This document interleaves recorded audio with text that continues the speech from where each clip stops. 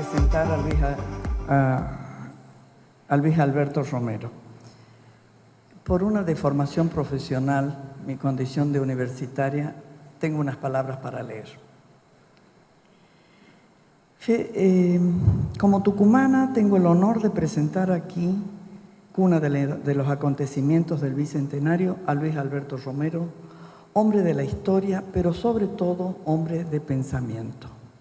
Una común amiga suele decir de él, hay una sola palabra para definirlo, es un demócrata. Por esa convicción que guía su hacer de historiador, me alegra estar hoy aquí hablando de él. Como se estila en estos casos, yo debería enumerar un extenso e importante currículum.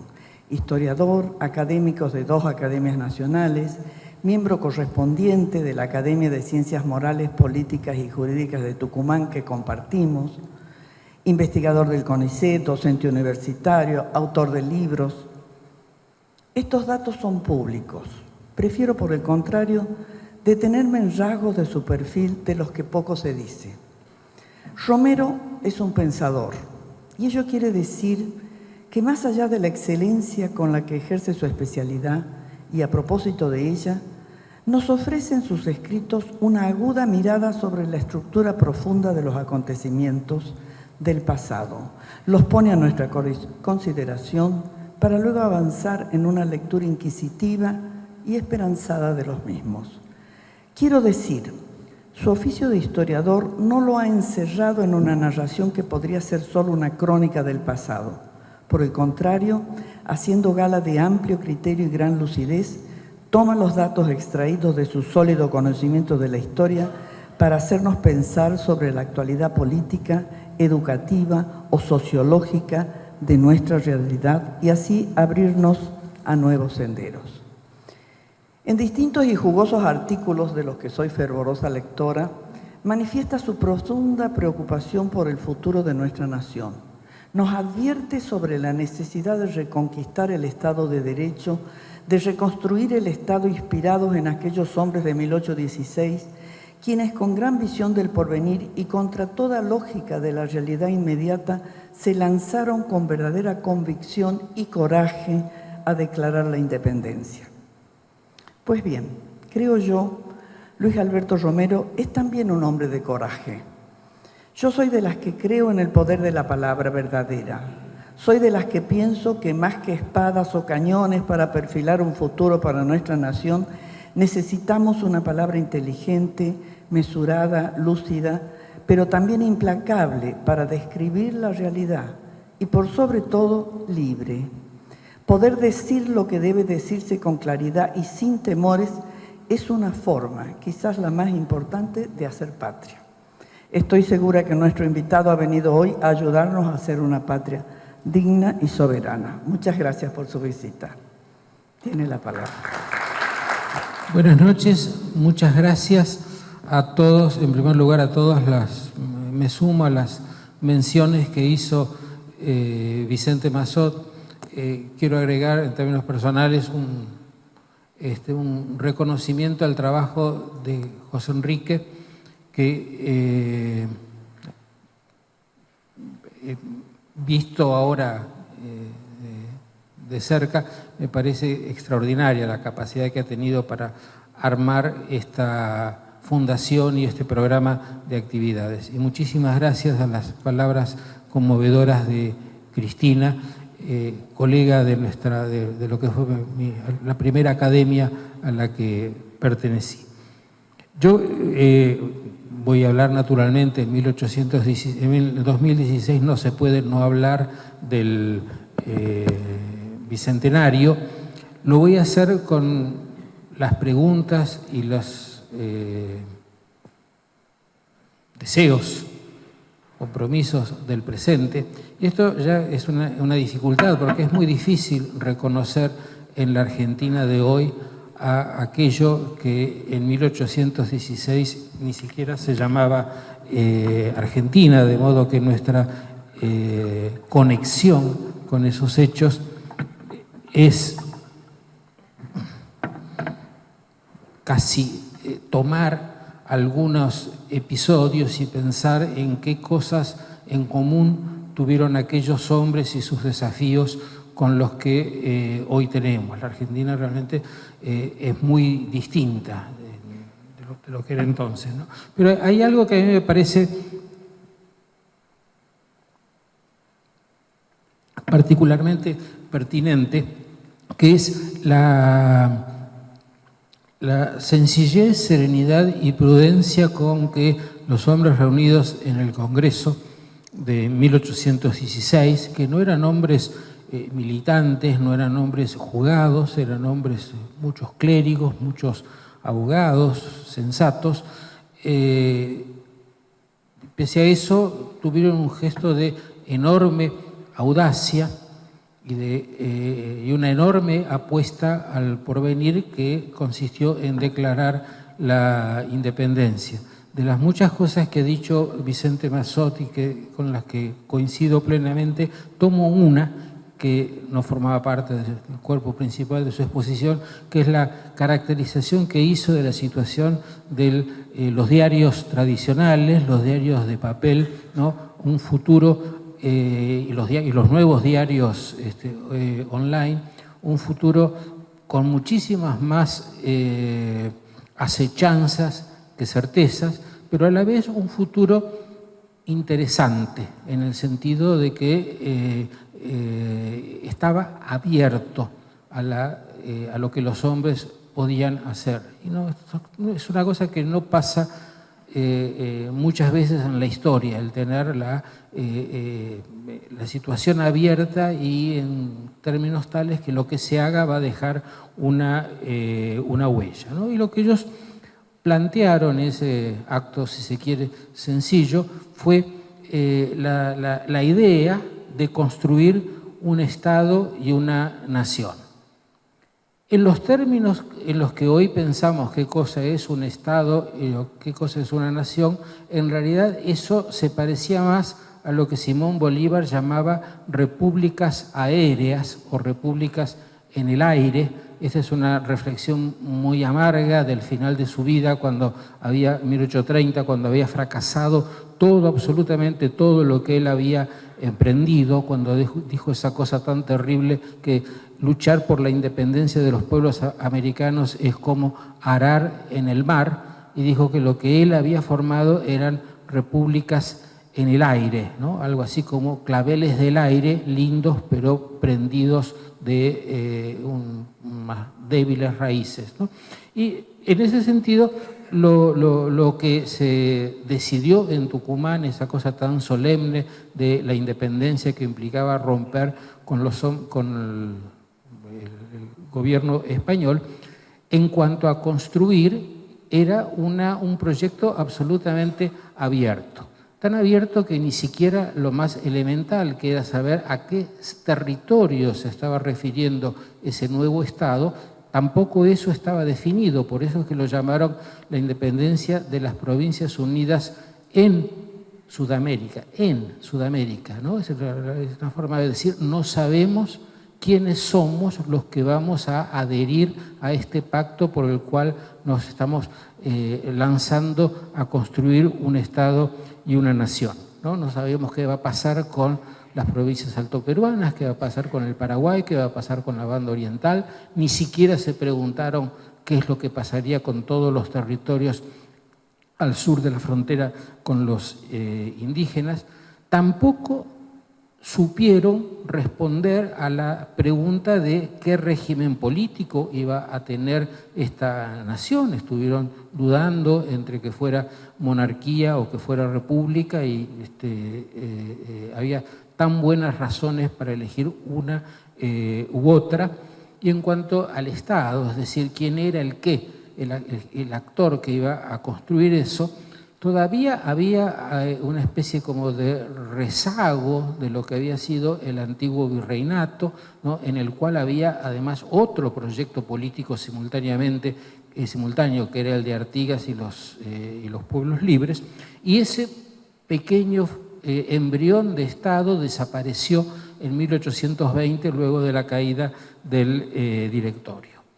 Y en cuanto a si esto era una nación, entendiendo en este caso nación, y esto es el sentido que le voy a dar en lo que sigue, como algo instalado en la cabeza y en el corazón, diría yo, de los integrantes de ese Estado, y que les hace pensar que pertenecen a una comunidad, aunque no se conozcan, aunque no se vean cotidianamente, eso que se traduce en la palabra un nosotros. Bueno, los argentinos evidentemente no están en 1816. La respuesta, ¿usted qué es?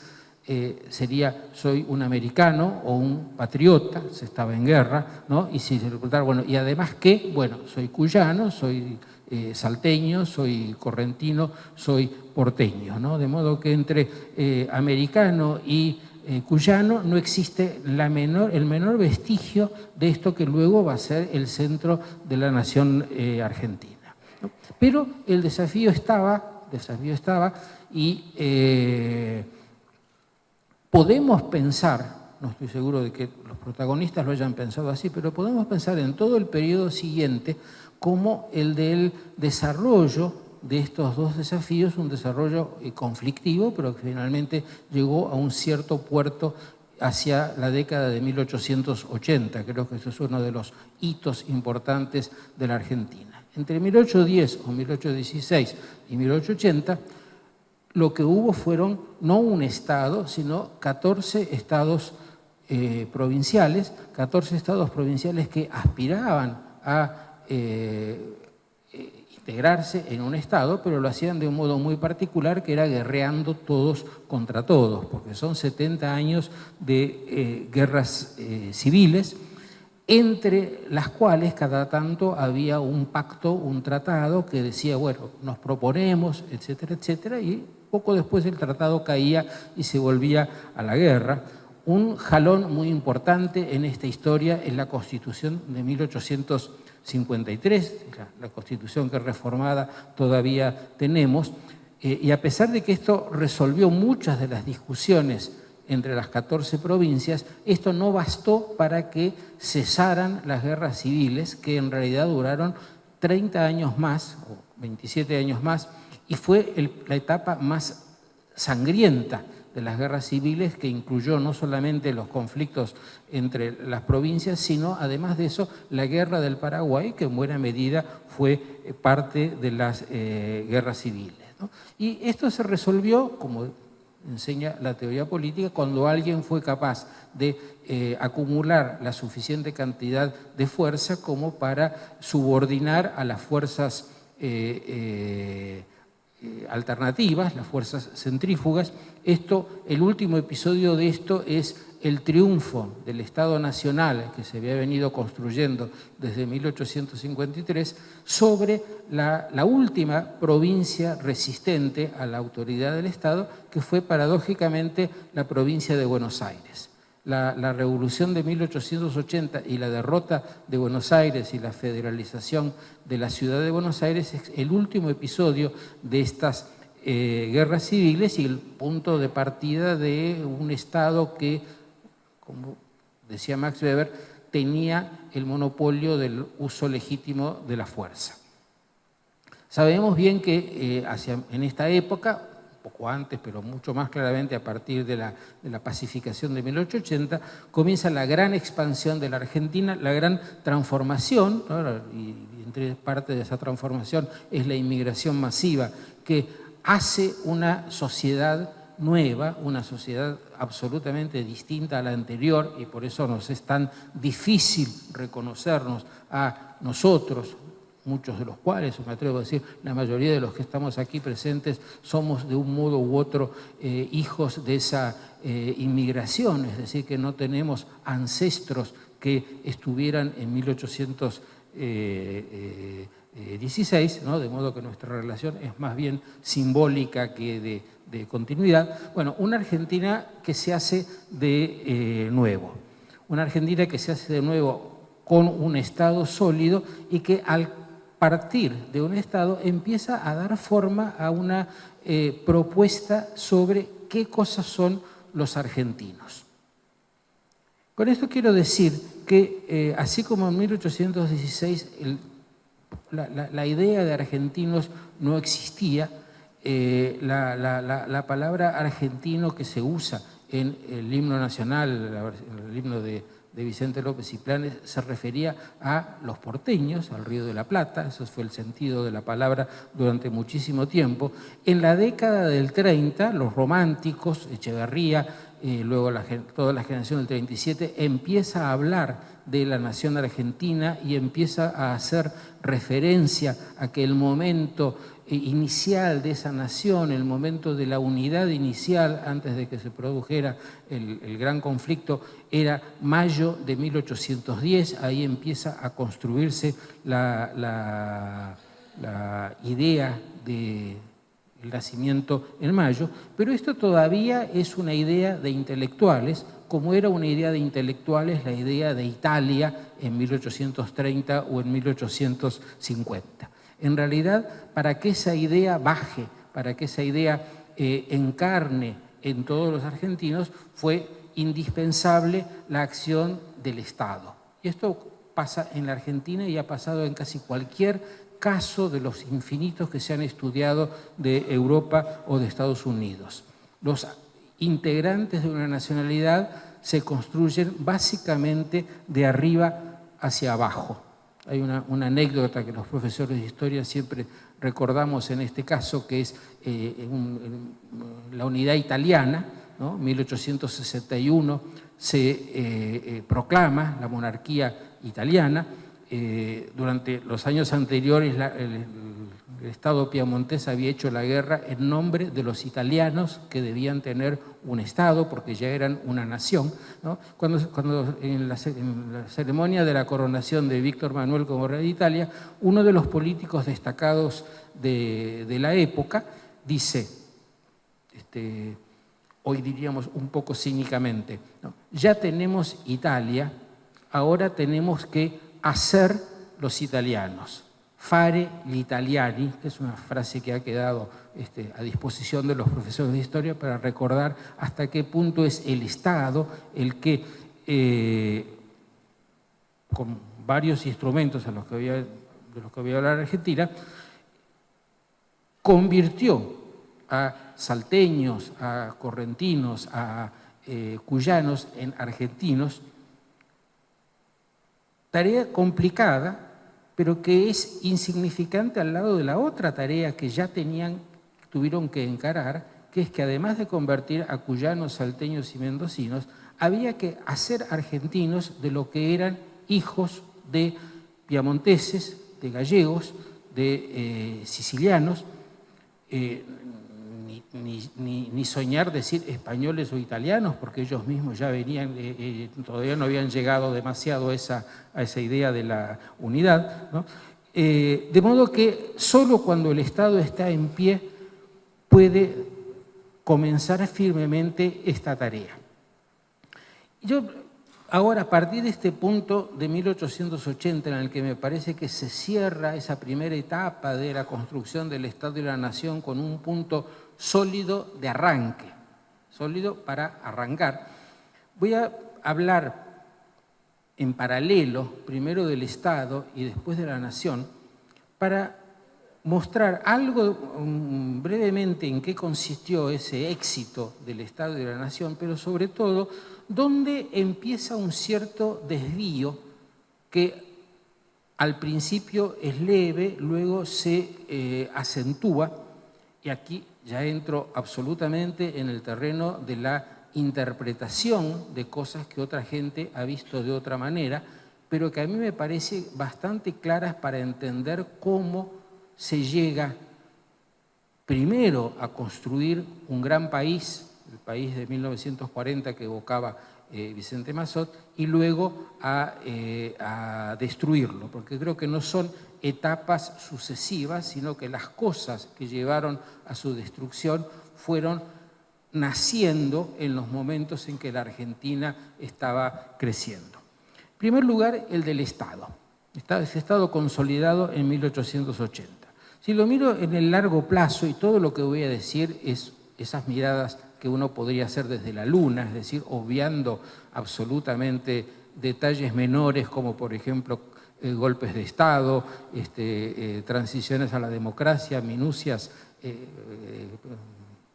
muy importantes, pero que vistas de lejos pasan a un segundo plano, ¿no? Entonces, mirando en conjunto lo que fue el Estado argentino construido en 1880, a mí un rasgo que me parece bastante característico, pensando en lo que luego pasó, ¿no? Es una mirada retrospectiva.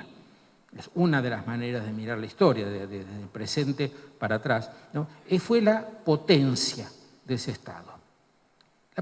Elegí la palabra potencia porque me parece que puede ser usada en un sentido neutro, es decir, sin abrir juicio sobre si las políticas fueron, y señalar simplemente que había un Estado que podía lanzar, desarrollar y sostener políticas de largo plazo pese a cambios de gobierno que fueron muy importantes. Eso es lo que hoy llamamos políticas de Estado, esas que decimos que la Argentina no tiene y que las tuvo desde fines del siglo pasado. La primera y más notable, en mi opinión, fue la política educativa, ¿no?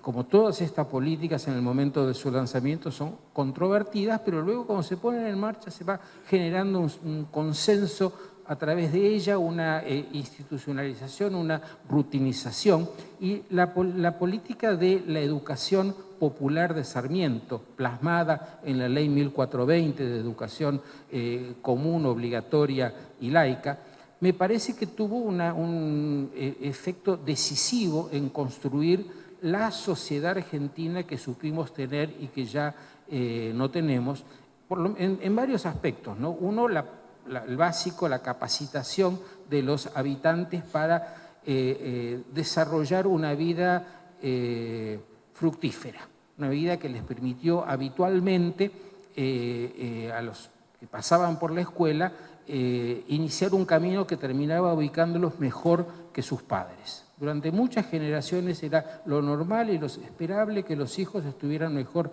que los padres en educación, en posición social, en riqueza, y esto hasta no hace mucho, ¿no? Yo tengo un colega, profesor de la Universidad de Buenos Aires, como yo, profesor de historia, cuyo padre era analfabeto. Un caso notable de en una generación pasar de un padre analfabeto a un hijo que tiene la máxima jerarquía en una de las principales universidades del país, ¿no? Bueno, esto es la historia de la sociedad argentina hasta no hace tanto, ¿no? Yo todavía llegué a conocerla en la década de 1960 y me parece que la educación en esto tuvo un papel muy, muy importante, así como lo tuvo, y a esto voy a volver enseguida, en la cuestión de la nacionalización, la creación de los argentinos, ¿no? Menciono al pasar otras políticas potentes, ya más específicas y que a algunas les fue mejor que a otras. Una de ellas es la que tiene que ver con el servicio militar obligatorio, que durante muchísimo tiempo contribuyó a la formación de los argentinos y a otras varias cosas. Las políticas de higiene, la política monetaria, que es una de las políticas básicas del 80. Más adelante, una que a mí me parece muy, muy importante, es la transformación que en la década de 1930, luego de la crisis del 30, se hace del Estado argentino para enfrentar los desafíos de la nueva situación económica. Es la transformación que realiza Federico Pinedo y Raúl Prebisch, básicamente, que construye el Estado con fuerte capacidad de intervención. Esta es una medida hoy, una idea muy discutida, por eso vuelvo a la idea de Estado potente, capaz de hacer algo que duró 4 décadas, ¿no? La crisis de este Estado y su ruina recién se produce a mediados de la década de 1970. Pondría en este mismo orden de políticas potentes la política laboral y sindical de Perón. Las medidas que tomó Perón para la cuestión sindical todavía están vigentes hoy, prácticamente en los mismos términos. Y la última política que yo recuerdo que tuvo esta eficacia, mucho más corta, pero profunda fue las políticas de lo que se llamó en la época el desarrollo económico, lanzadas por Frondizi, continuadas con variaciones en el gobierno de Ilia y sobre todo en el gobierno de Onganía y de Krieger-Bacena. Entonces, hasta la década del 70 yo encuentro que la Argentina tuvo un Estado potente, es decir, un Estado cuyos administradores cambiantes de distintas orientaciones sostenían políticas, muchas de las cuales habían recibido y otras que las inventaban ellos, pero que se las transferían a sus sucesores. Ahora, en este mismo momento, simultáneamente con este origen virtuoso del Estado, yo detecto el comienzo de un desvío que tiene que ver con la relación entre el Estado y los distintos intereses que existen en la sociedad y en cualquier sociedad de las que uno conoce en el mundo, donde hay intereses diversos y también hay organización de esos intereses en asociaciones, en corporaciones, para luchar por ellos y particularmente para relacionarse con el Estado, debido a que el Estado tiene, y esto es casi una de sus razones de ser, la función de arbitrar entre esos intereses y encontrar el punto de acuerdo, el punto de equilibrio que a la vez, teóricamente al menos, corresponda con algo que es bueno para todos, con el famoso interés general o, en otras palabras distintas, el bien común.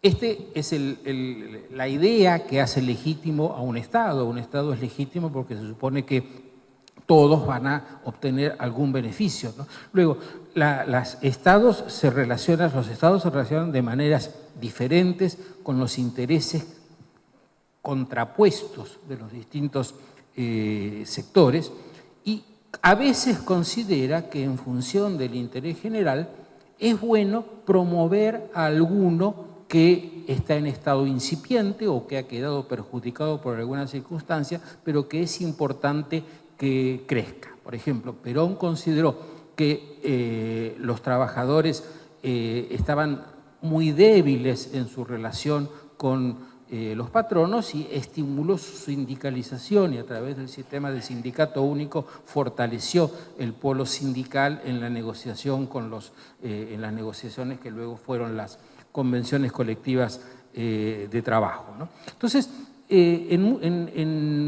normalmente cuando se promueve a un sector es porque se piensa que hace falta para darle ese empujón inicial y luego las cosas volverán a su equilibrio. Y aquí es donde la cosa se vuelve mucho más teórica, porque en realidad es muy común, y esto es lo que yo veo muy claramente en el caso del Estado argentino, sabiendo perfectamente que no es de ninguna manera es el único y que casi esto es más común que lo otro, ¿no?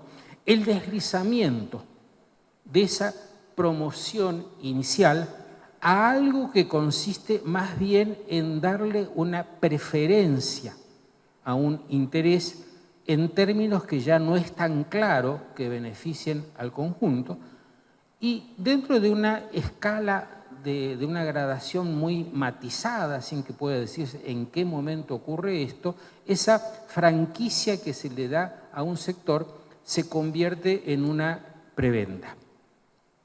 Y esto ocurre desde el comienzo del Estado, ¿no? Desde el Estado se consolida y tiene facultades y tiene recursos.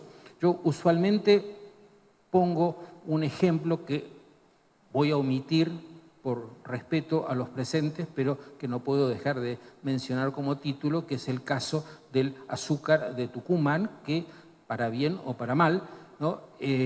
Surgió debido a una fortísima promoción de parte del Estado Nacional a partir de la presidencia de un tucumano, de Nicolás Avellaneda, ¿no? Pero pongo un ejemplo menos conflictivo, que es el caso de la industria nacional. Hay una cierta idea de que había una cierta idea de que la industria en general es buena y que un país, como decía Aldo Ferrer, para estar integrado tiene que tener una industria. Bueno, el mundo es un mundo muy competitivo, entonces para que se desarrolle la industria nacional hay que protegerla, hay que poner tarifas aduaneras, hay que promoverla con créditos, ¿no? Hay que ayudarla a pasar de la infancia a la madurez, solo que por algún motivo esa madurez no termina de llegar y lo que se empieza a crear es un tipo de industria que en lugar de tratar de crecer, vive amparándose en los distintos mecanismos de protección y se dedica sistemáticamente a tratar de consolidar esos mecanismos o a completarlos, ¿no? Entonces aquí tenemos un caso de una franquicia convertida en una prebenda. Yo diría, podría ser un ejemplo muy parecido con los sindicatos, ¿no? La idea de un sindicato único fuerte es una idea digna de ser considerada para pensar en el equilibrio social. El uso que se hizo de esto en el sindicalismo argentino terminó convirtiendo al sindicato en algo que es propiedad de un grupo de dirigentes sindicales que lo convierten en una especie de empresa particular, ¿no? Entonces, siguiendo esta línea, y reconozco que tendría que ser bastante más detallado para que se entendiera claramente lo que quiero decir, el Estado se encuentra confrontando permanentemente con sus criaturas, es decir, con aquellos a los cuales ha estimulado, ha ayudado a crecer y un día se empiezan a decir, bueno, seguí dándome esto o dame esto y algo más, ¿no? Y como el Estado argentino hizo esto con muchos, ¿no? En un momento terminó dedicado simplemente a tratar de sobrevivir en medio de la puja de los distintos intereses corporativos. Yo creo que Perón le buscó una solución a esto con su idea de un Estado fuerte y una teoría que era la de la comunidad organizada, la idea de que quisieran o no quisieran, estos intereses tenían que aceptar que el Estado iba a ser el gran concertador. Después de 1955 creo que se desencadenó la verdadera lucha entre los distintos intereses, ¿no? Los que querían una devaluación y los que querían mantener el tipo de cambio vigente, ¿no? Con el agravante de que estados debilitados permitieron que esos intereses se instalaran en el propio gobierno. Quiero decir con esto que usualmente los funcionarios del Ministerio de Trabajo son abogados que han hecho su carrera como abogados de sindicatos, ¿no? Los funcionarios del Ministerio de Agricultura solían venir naturalmente de la sociedad rural hasta que empezaron a venir de alguna otra sociedad que competía con la sociedad rural, y cada uno de los ministerios, algo menor, algo menos dramático, los médicos. La corporación médica, la Confederación Médica es una de las corporaciones más fuertes de la Argentina, con unos intereses descomunales, ¿no? Y normalmente el Ministerio de Salud era cosa de ellos, ¿no? Entonces, como todos estos intereses siguen tirando del Estado y reclamándole al Estado, algo que el Estado cada vez tiene menos capacidad para dar, que es recursos fiscales, el Estado se termina convirtiendo, y yo creo que esto es lo que caracteriza a la primera etapa de los años 70, en el campo de batalla donde se dirimen los conflictos entre los distintos intereses. Un Estado que puede dar mucho, pero que cada vez puede decidir menos, es decir, que ha perdido la potencia, ¿no? En mi opinión, la culminación de esta situación se produjo durante la última presidencia de Perón, y yo creo que la crisis de este gobierno, que empezó con Perón y terminó con Isabel, tiene mucho más que ver con esto que con las organizaciones armadas. Me parece que en el fondo este era un problema más importante y más insoluble. Esto naturalmente es una interpretación de interpretaciones, ya es una interpretación en segundo grado. Ahora bien, ¿cómo llegamos desde este paroxismo de crisis del 73-75 al día de hoy? Y aquí voy a decir algo mucho más general todavía, y me doy cuenta de que tendría que explicar más en detalle lo que quiero decir, pero voy a decir que todos los gobiernos que hemos tenido desde 1976 hasta 2015, y esto incluye gobiernos muy diferentes en sus estilos, en lo que hicieron, en lo que decían que hacían, ¿no? Pero creo que cada uno de ellos, por acción deliberada, por acción no deliberada o por omisión, contribuyeron a desarmar, a desgastar, a corroer, a inutilizar la maquinaria del Estado. Tanto en las cosas que el Estado debía hacer de manera irreemplazable, la educación o la salud o la seguridad, como en la última etapa, todo lo que el Estado tiene de mecanismos para controlar la acción de los gobernantes. Un Estado está lleno de estos mecanismos, desde la división de poderes hasta las sindicaturas o hasta los mismos procedimientos administrativos que tienen, los procedimientos que justamente se proponen evitar el exceso de decisionismo, ¿no? Bueno, me parece que todo eso es lo que se degradó en estos 40 años hasta llegar a una especie casi de caricatura de esto que fue el último gobierno que hemos tenido. Y entonces, mirando de 1816 a 2015 o 2016, me parece que en 200 años empezamos no teniendo Estado, construimos un Estado bastante bueno y lo destrozamos. Y hoy prendemos la televisión y vemos cada día un testimonio distinto de lo que ha sido esta destrucción del Estado. A ese punto creo que hemos llegado con nuestro Estado y por eso estamos en el punto que espero sea el más bajo de nuestra declinación, pero eso siempre está por verse. Ahora voy a decir algo sobre la segunda cuestión, que es la cuestión de la nación. Aquí me parece que el primer punto sólido en la construcción de una idea de qué cosa es ser argentino, yo tomo la palabra nación en este sentido de una comunidad en la que sus miembros se sienten parte de algo, ¿no? El primer punto sólido es la Constitución de 1853, que fue un pacto político. La nación se construye en la Argentina a partir de un pacto político en el cual se incluye un costado que da la clave de en qué se está pensando y hacia dónde va a ir la acción del Estado, ¿no? Que es la mencionada en el preámbulo, es algo que todos hemos aprendido desde 1983, cuando dice, damos esta Constitución. Bueno, nosotros los representantes del pueblo, acá hay toda una definición de la idea de pueblo que lleva al contrato, a la idea de contrato, ¿no? Para nosotros, para nuestra posteridad y para todos los hombres del mundo que quieran habitar el suelo argentino. Una frase muy adecuada al desarrollo del proyecto inmigratorio que se estaba lanzando, ¿no es cierto?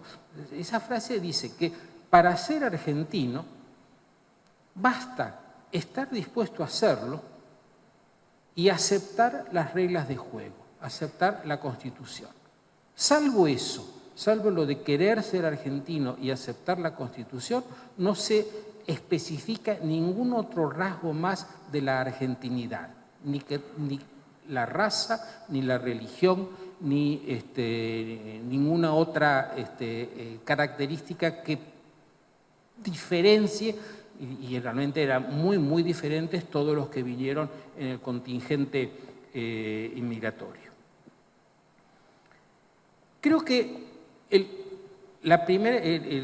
claramente esta es la idea de Alberdi, esta es la idea de Sarmiento, esta es la idea de los organizadores del Estado, ¿no? Y creo que la idea de los hombres de 1880, a menudo identificados con llamados cosmopolitas, ¿no? Y como personas que se interesaban poco por lo propio y que miraban mucho el extranjero,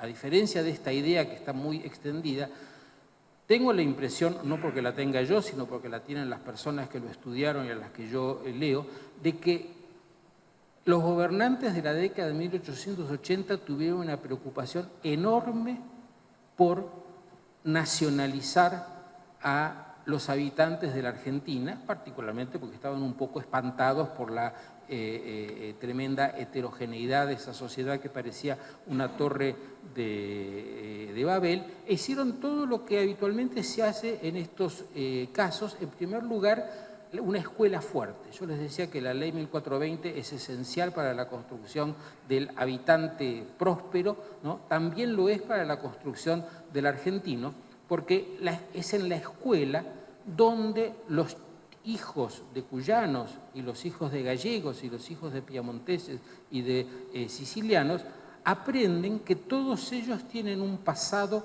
común que es bastante distinto del que le cuentan sus abuelos y que se parece mucho a la historia que escribió Bartolomé Mitre, que es el que consagra la idea de que la nación argentina nace el 25 de mayo de 1810, dándole un giro romántico, yo diría, al liberalismo propio de la Constitución de 1853, ¿no? Y así, desde entonces, la historia es una disciplina muy importante en la construcción de la idea de los argentinos, como es la geografía, que es una disciplina asombrosamente ideológica en la medida en que lo que la historia hace con el pasado, la geografía lo hace con el territorio. También lo es la enseñanza de la lengua nacional, ¿no? Un país que no tiene muchas variantes, pero tiene algunas otras lenguas que son desplazadas por lo que es la lengua definida en la escuela, como cuando yo estudiaba se llamaba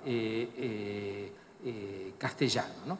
Pero todo esto en el contexto de que lo principal es que todos los que van a aprender esto, los que van a aprender que tienen estos vínculos en comunes que los hace ser argentinos, no tienen otras diferencias, ¿no? Y que cualquiera que llega y va a la escuela es argentino. Esto vale sobre todo para los hijos de los inmigrantes, ¿no? Ahora, hacia 1900 se produce el desvío, que ese que yo en el Estado encuentro cuando el Estado empieza hacia ser un Estado que lo llevará a la prebenda sectorial, que es un desvío de índole distinta, pero que igualmente tiene que ver con cosas que pasaron en el presente, ¿no? Que es la preocupación por encontrar algo más consistente que defina la nacionalidad argentina que el mero pacto político. Esto tiene que ver mucho con las ideas de época, con lo que eran las naciones exitosas, con el enorme prestigio que tenía Alemania en 1900, ¿no? Y Alemania decía de sí misma que era un Estado fuerte porque detrás de él había una nación culturalmente unida, que tenía una esencia alemana que se remontaba a tiempos inmemoriales, ¿no? Esto se traduce en la idea de que la Argentina, a la cual le va muy bien, 1910, le podría ir mucho mejor si además de la prosperidad y el Estado sólido y el contrato político y la educación, etcétera, tuviera clara cuál es su identidad nacional, cuál es el ser nacional, tema que ha sido objeto de discusiones desde entonces hasta ahora, porque precisamente definir el ser nacional es algo que inevitablemente conduce a discusiones y a peleas, ¿no? Sobre qué rasgos vamos a tomar. Una etapa en que esto era un tema de intelectuales, entonces había intelectuales que pensaban en España y la tradición hispánica y el Cid Campeador y Suárez como fuente de la Revolución de Mayo, ¿no? Había otros, Leopoldo Lugones, que decía, bueno, lo esencial de la Argentina es el criollo, el gaucho, y la obra literaria esencial de la Argentina es el Martín Fierro, y había otros que hablaban de la patria grande latinoamericana. En fin, hay muchas, o otros que buscaban meter a lo aborigen, como quería hacer Ricardo Rojas. Es un tema típico de discusión, que me parece que se convierte en un tema pesado, un tema políticamente denso, cuando empiezan a intervenir tres actores fuertes, institucionales, con voz poderosa, que pueden dejar una huella en la idea de qué cosa es ser argentino. En primer lugar, el ejército, una institución que viene creciendo desde el Estado y que define a la Argentina en función del territorio, cosa bastante lógica, puesto que la función del ejército es la custodia del territorio, y dicen, es argentino todo lo que existe dentro de un territorio que es esencialmente argentino, que siempre fue argentino. No sé hasta qué punto reflexionarían sobre en qué momento lo comenzó a hacer, pero recuerdo perfectamente haber estudiado en la escuela primaria, década del 50, a los aborígenes argentinos, a los indios, en esta época los llamamos indios todavía, ¿no? A los indios argentinos, ¿no? Los diaguitas, que no debían ser confundidos con los aymarás de Bolivia, que eran bolivianos, ¿no? O a los araucanos, que de ninguna manera había que creer que eran lo mismo que los mapuches, que eran chilenos, ¿no? Cuando los mapuches cruzaban la Argentina eran invasores, ¿no? Cuando los araucanos nuestros cruzaban a Chile estaban simplemente haciendo algo parecido al comercio, ¿no? La segunda definición fuerte viene de la Iglesia, ¿no? Por distintas cuestiones que tienen que ver con la historia de la Iglesia en el mundo occidental. La Iglesia en la Argentina afirma que lo que caracteriza a la nación argentina es que es una nación católica. Una nación católica. Esa es una doctrina que empieza a desarrollarse en el centenario y que está totalmente consolidada en 1930, que no es simplemente decir en la Argentina hay un 95% de católicos, lo cual sería una afirmación de hecho, sino decir, por esencia el argentino es católico y en consecuencia el que no es católico, pero tiene sus papeles, su pasaporte, su documento de identidad argentino, está en la Argentina, pero en una zona un poco marginal, ¿no? Nadie habla de expulsiones, nadie habla de prohibiciones, pero sí se discute que puedan hacer propaganda pública de sus religiones, ¿no? Y esto es un problema para todos los que vinieron a la Argentina creyendo lo que decía la Constitución de 1853. Yo en una época estudiaba el caso de una parroquia en un barrio de la ciudad de Buenos Aires, y cuando aparecía estos predicadores evangelistas que se paraban en la plaza y empezaban a hablar, el cura decía, el enemigo se ha instalado en nuestro barrio, tenemos que exterminarlo porque conspira contra nuestras creencias esenciales, ¿no? El tercer actor de esta índole es el radicalismo primero y luego el peronismo. Son muy diferentes en muchísimas cosas, ¿no? Inmensamente diferentes, pero hay algo que comparten, ¿no? Que es que el radicalismo dice de sí mismo, nosotros somos la nación, nosotros somos el pueblo, y nuestros adversarios, los que no son radicales, son los enemigos del pueblo. Irigoyen le llamaba a esto el régimen falaz y descreído, es una terminología muy propia de Irigoyen, pero indudablemente quiere decir algo malo de los otros, ¿no? Peronismo mucho más contundentemente transforma la doctrina peronista en doctrina nacional, ¿no? Todavía hoy se oye hablar de la doctrina nacional, y a los no peronistas en la antipatria, y esto fue muy duro en la época del primer gobierno peronista, ¿no? Entonces, ¿qué es lo que tienen de común estas tres ideas que son muy distintas y tienen historias muy diferentes, ¿no? Que en los tres casos hay alguien que dice, yo voy a definir la nación y yo voy a definir quiénes son los enemigos de la nación. Esta idea de partir a los argentinos en dos, una parte de auténticamente argentinos, ya sea porque fueran el pueblo radical, ya fueran porque fueran el pueblo católico, o ya sea porque fueran el pueblo territorial. ¿no? Y unos enemigos de la Argentina. Recuerden ustedes que a partir de 1960 los militares empiezan a incluir dentro de los enemigos de la Argentina a la subversión apátrida. Primero a los comunistas y luego a la subversión apátrida, ¿no? Esto de los que no pertenecen son los enemigos de... Me parece que ha marcado mucho, tanto la política, ¿no? Yo creo que esto tiene mucho que ver con el carácter muy faccioso que ha tenido la política argentina siempre y que lo sigue teniendo en realidad hasta hace poco, ¿no?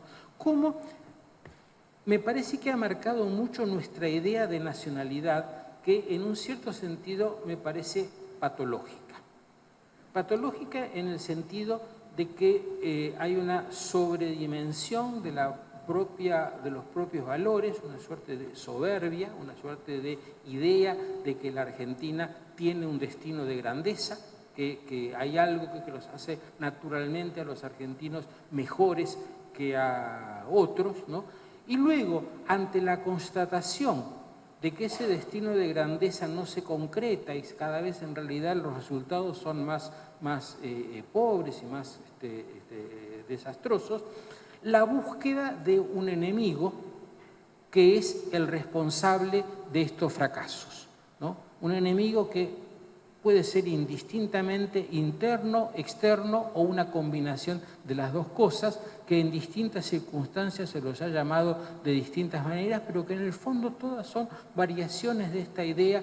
Nosotros, los pobres argentinos que pudiendo ser tan extraordinarios, estamos sometidos a los designios infames de, puede ser el Imperio Británico o Mañeto, ¿no? Y da lo mismo, ¿no es cierto? Porque siempre es el malo, ¿no es cierto? Entonces, yo creo que la expresión culminante de esta patología fue la Guerra de Malvinas, ¿no? Y la especie de locura del 2 de abril, cuando la gente se juntó a avivar al dictador porque había invadido las Malvinas, ¿no? Entonces, termino diciendo, así como tenemos un Estado en mal estado, hay un informe del gobierno que se llama El Estado del Estado, que es un título muy ingenioso, yo creo que hemos llegado a tener un tipo de nacionalidad que nos perjudica, que sobre todo que no es bueno para simultáneamente tratar de construir instituciones republicanas y una democracia conforme a las instituciones republicanas, ¿no? Me parece que, por supuesto, esto que voy a decir es muy subjetivo, lo debe haber dicho muchísima otra gente equivocándose mucho, pero me parece que el cambio político que estamos viviendo es uno de esos momentos en los cuales el horizonte se abre, ¿no? Se abre y se hace más maleable a la acción deliberada de los hombres. Puede salirle bien, puede salirle mal, puede no salirle nada, pero creo que hay una posibilidad que en los últimos años no estaba presente y que me parece que deberíamos aprovechar para reconstruir el Estado en lo más básico, que es un Estado que administre razonablemente bien un país, que restituya el Estado de Derecho y que se preocupe por el interés general, empezando por las cosas básicas, ¿no? No es pedir mucho, pero es pedir muchísimo dado lo que es el Estado actual. Y luego pensar que en cuanto a la nacionalidad, no hay un ser nacional que se gestó allá lejos y hace tiempo y que para nosotros es un destino dado y cerrado, sino que así como los argentinos construyeron un tipo de nacionalidad y así como la reconstruyeron luego en un sentido quizás más militante e intolerante, también podemos volver a hacernos una nacionalidad adecuada, en primer lugar, al mundo que vivimos, que no es un mundo en el cual uno pueda vivir encerrado, ¿no? Esas ideas de cosmopolitismo o lo nacional evidentemente no van a hacer de la Argentina un buen país, ¿no? Tampoco las ideas de intolerancia son buenas, de modo que tenemos que pensar en un tipo de nacionalidad segura de sí misma y que pueda abrirse al mundo, y sobre todo que admita que entre los argentinos podemos vivir juntos y pensar que estamos contentos de estar juntos siendo diferentes. Es una idea muy elemental, pero que ha sido ajena a nuestra cultura política, que ha tenido esa impronta de tenemos que tener una identidad nacional que nos homogeneice. Yo diría que hasta nos falta la palabra.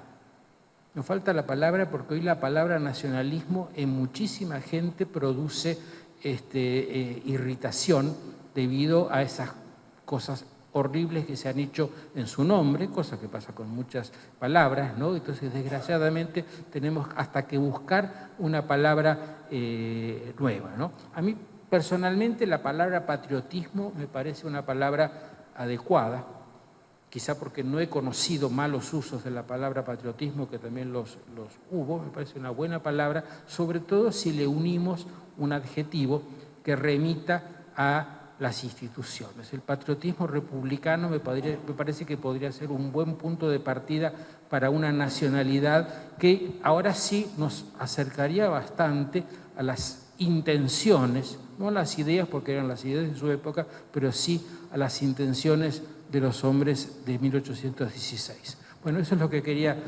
transmitirles hoy. Muchas gracias. Quedan abiertas las preguntas. ¿Qué efecto tiene la corrupción en Argentina? Perfecto. Que viene desde hace mucho tiempo, que usted ha descrito algo cuando se ha referido a la destrucción del Estado. Sí. ¿No es cierto? Sí. Pero eso también sería patológico. Sí. Esa es la pregunta. A mí, lo primero que me parece es que la palabra corrupción es demasiado imprecisa y que incluye demasiadas cosas para que nos sea útil, ¿no? Porque en un nivel muy bajo es el agente de policía que hace una multa y luego no la cobra si le dan 100 pesos, ¿no? Y en el otro extremo está el de los bolsos, que tira los bolsos de dólares en el interior del convento, ¿no? Y no es fácil meter a las dos cosas en un mismo concepto, ¿no?